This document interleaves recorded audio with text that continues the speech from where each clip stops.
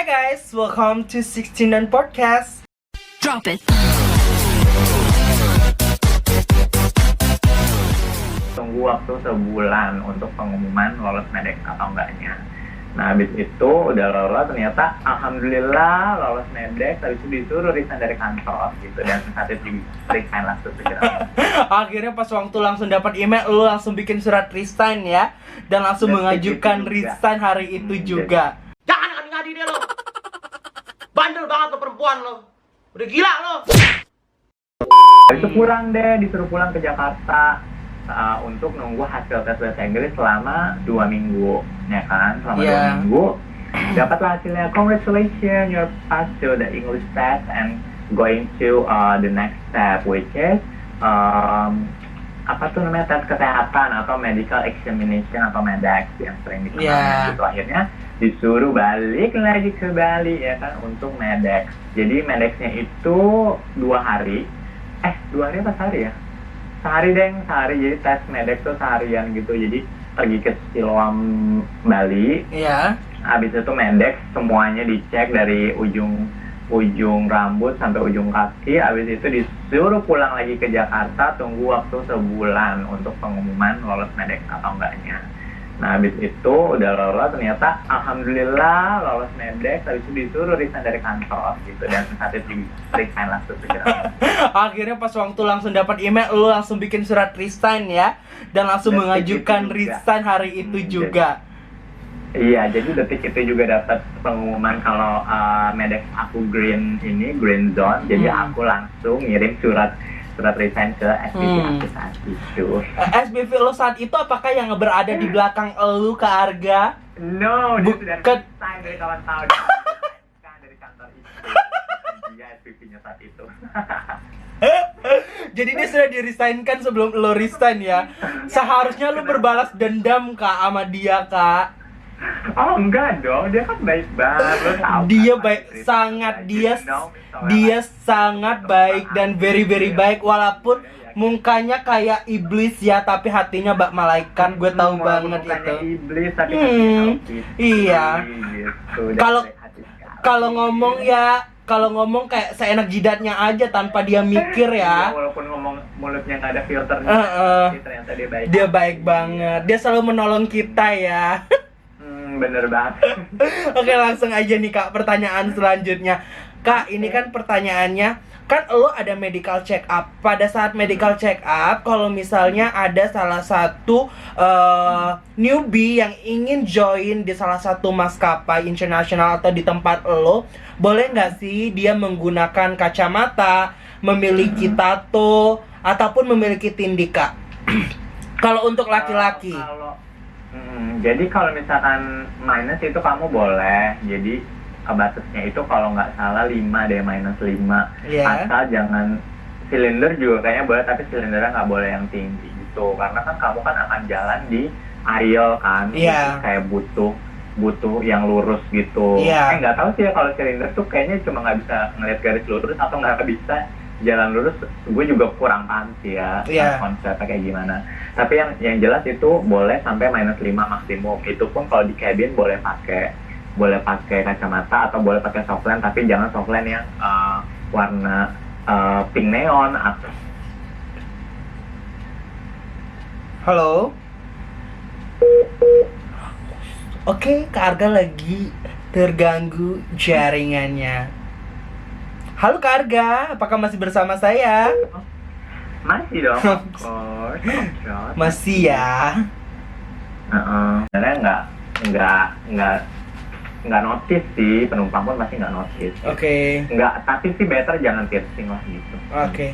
Jadi kalau bisa tato masih bisa ke cover, minus masih bisa, silinder juga nggak boleh berlebihan, dan yang paling tidak bisa untuk diterima adalah tindik ya. Tindik yang berlebihan ataupun tindik untuk laki-laki, benar nggak? Benar Oke. banget. Jadi Gitu. seperti itu ya. Nah, pertanyaan selanjutnya nih Kak, dari Instagram. Kak Arga. Baik. Soalnya putus-putus bentar, Mbak. Oke. Halo. Gimana? Ya, Halo, dengar nggak? Ya. Nih, Ya, Kak benar. Arga, what's quote of your life and why you choose that? Coba ulang lagi.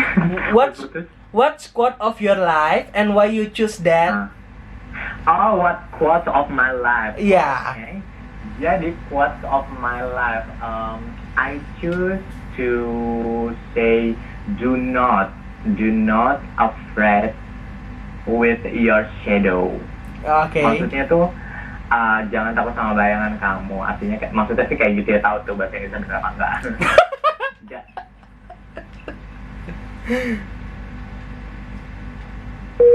Orang tuh yang gue temuin ya.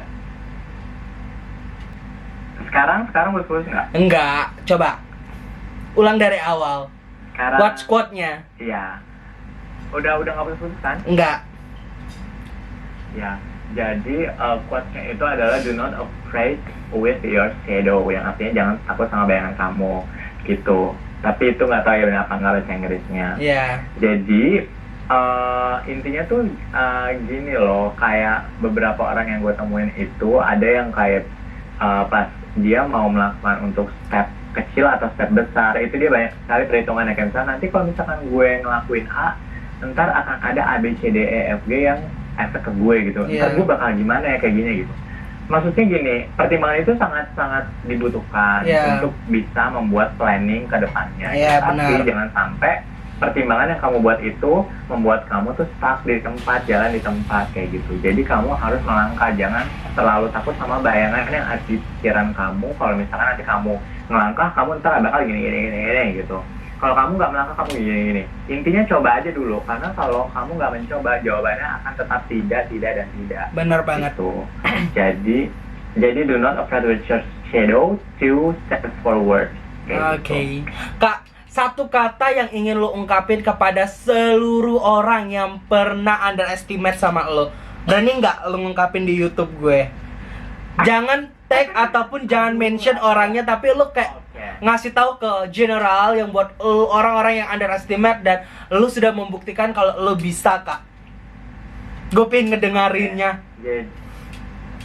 Iya, jadi yang mau gue ucapin adalah terima kasih banyak karena sudah underestimate, karena sudah tidak beranggapan serius kalau gue benar-benar tes pramugara itu. Gue ingin mengucapkan terima kasih banyak. Kenapa? Karena tanpa mereka mungkin jalan gue tuh nggak semulus ini. Jalan gue tuh nggak bisa sampai jadi pramugara gitu. Kenapa? Karena tau gue tuh kalau misalkan orang yang underestimate itu justru menjadi doa buat kita. Bener. Kayak gitu. Jadi kalau misalkan dia tuh underestimate, dia ngecengin, kamu bisa nggak lo kecilin suara itu? Kayak dia underestimate, dia ngecengin, atau dia kayak gimana sama lo, itu tuh berarti tanda itu mereka sebenarnya ngedoain. Iya, bener banget. Itu kayak itu adalah doa buat kalian gitu sebenarnya. Jadi I would like to say thank you so much for everyone that ever underestimated me. Jadi kayak I'm nothing without you guys. Oke, Kak, selanjutnya nih, Kak, lu punya tips lagi nggak sih, Kak, sampai lu lolos tuh untuk, kan setelah lu diterima nih dan lu bisa join di maskapai ini, kan lu pasti training kan. Nah, lu kan pasti ada exam-nya juga kan di dinas perhubungan gitu. Nah, ada tipsnya nggak sih, Kak, sampai gimana sih caranya lolos untuk after training gitu loh? Sorry, Blay, suara putus-putus, bisa diulang nggak? Oke, Kak, lu punya tips nggak sih, Kak, buat orang-orang semua? Mungkin dia udah lolos nih, udah tinggal join di perusahaan dan akan training. Nah, kan lu kan training pasti ada examnya juga kan, ujiannya yang ngapalin buku yang setebal-tebal, kayak tebel banget itu. Iya, nah lu punya tips nggak sih, Kak, supaya bisa lolos dari ujian akhir lah sampai lu bisa jadi cabin crew? Oke, jadi tipsnya, suara putus-putus nggak, Dok? Enggak kan? Oke. Jadi tipsnya itu sih sebenarnya menurut gue, apalagi kalian nih yang wannabe ini adalah initial ya. Initial tuh maksudnya kayak belum pernah punya pengalaman sama sekali, karena gue kan juga initial kan. Gue kan belum pernah punya pengalaman sekali jadi seorang flight attendant. Jadi saran gue adalah kalian pada saat ground school itu harus duduk di depan gitu. Apalagi kalau misalkan kalian yang apply-nya untuk international international airlines ya, itu kan pasti kan nanti kan pengajarnya pakai bahasa Inggris. Iya. Menurut gue, saran gue yang paling baik ada kalian duduk di depan. Karena pertama kalian akan mengerti, kalian akan bisa lebih fokus mendengarkan apa yang pengajar kalian sampaikan. Yang kedua, kalian ya get attention gitu dari si pengajar kalian kalau kalian tuh sebenarnya tuh interest gitu. Jadi kalau misalkan kalian pintar tuh kelihatan banget. Ya tapi resikonya kalau kalian blow on banget ya kelihatan juga gitu. Tapi makanya jangan sampai blow on. Nah, makanya duduk di depan tuh tujuannya adalah biar ngerti. Iya, biar fokus ya Kak. Jadi kalau misalnya duduk di belakang kan banyak setan-setannya ya. Iya. Ada aja bahan bercandanya, ada aja bahan ketawanya gitu ya. Bener ya. Ya at least di row nomor 2 lah duduknya. Jangan terlalu di depan kalau misalnya takut ditanya ya Kak. Iya gitu. Dan kalau bisa sih, kalau misalnya angkatan kalian tuh ada campuran yang initial sama yang udah experience, kalian ya banyak-banyak main juga sama yang experience agar nanti lebih ada gambaran gitu kalau misalnya ada apa yang nggak ngerti jadi bisa nanya. Bener banget. Oke Kak, selanjutnya di tempat lo ada senioritasnya nggak sih Kak? Alhamdulillah ya Blay ya, karena gue merasa ini benar-benar jalan gue banget kali ya untuk jadi cabin crew. Jadi gue tuh benar-benar masuk maskapai yang amat sangat tepat gitu, karena nggak tahu sih ya, tapi mungkin karena ini Australian style ya, jadi kan si tempat gue ini kan memang punyanya Australia. Jadi itu benar-benar sama sekali nggak ada senioritas gitu. Ini tuh benar-benar yang pada saat gue flight training, pada saat gue udah terbang jadi cabin crew, itu tuh nggak ada yang namanya pemilihan kerja berdasarkan senior dan junior. Dan nggak ada perlakuan khusus dari senior ke junior kayak gitu. Itu benar-benar kayak sama aja. Bahkan mungkin karena gue juga low cost ya, jadi gue juga bahkan gue udah bisa servis di depan, maksudnya udah bisa servis di bisnis, walaupun gue masih junior gitu. Even though bahkan gue tuh kayak disarankan banget untuk sering-sering servis di bisnis sebagai junior biar lebih gape dalam megang penumpang bisnis, kan kebiasaannya megang penumpang bisnis itu susah-susah gampang servisnya karena harus servis alkohol segala macam kayak gitu. Berarti lu walaupun low cost tapi tetap dapat servis flight meal ya?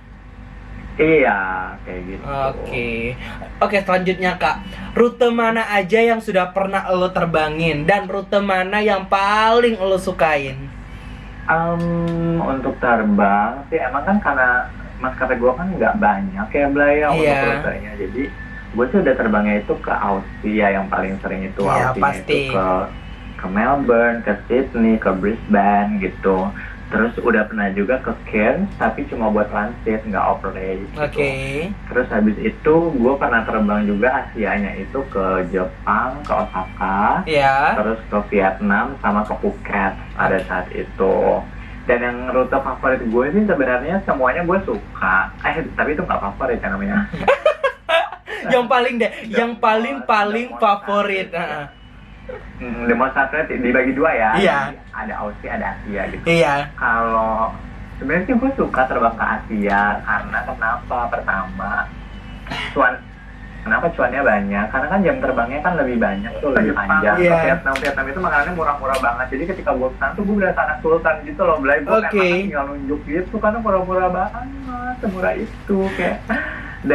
Dan murah dan gak murahan gitu, murah tapi enak gitu makanannya. Gue tuh masih bisa suka dibanding makanan Thailand yang ada daun-daun bau bangsatnya, itu gue gak suka. Tapi di Vietnam itu tuh ada si daun bangsat itu tapi nggak terlalu banyak, jadi masih bisa gue pinggirin. Oh gitu, berarti lo nggak kurang begitu suka makanan yang berbau-bau menyengat gitu ya? Sebenarnya suka, tapi tergantung menyengatnya kayak gimana juga. Menyengatnya kayak bau bangsat kan kayak gimana? Gue tau kan bau bangsat, tau gak sih yang kutu-kutu di kasur itu yang kalau lo pencet bau banget gitu.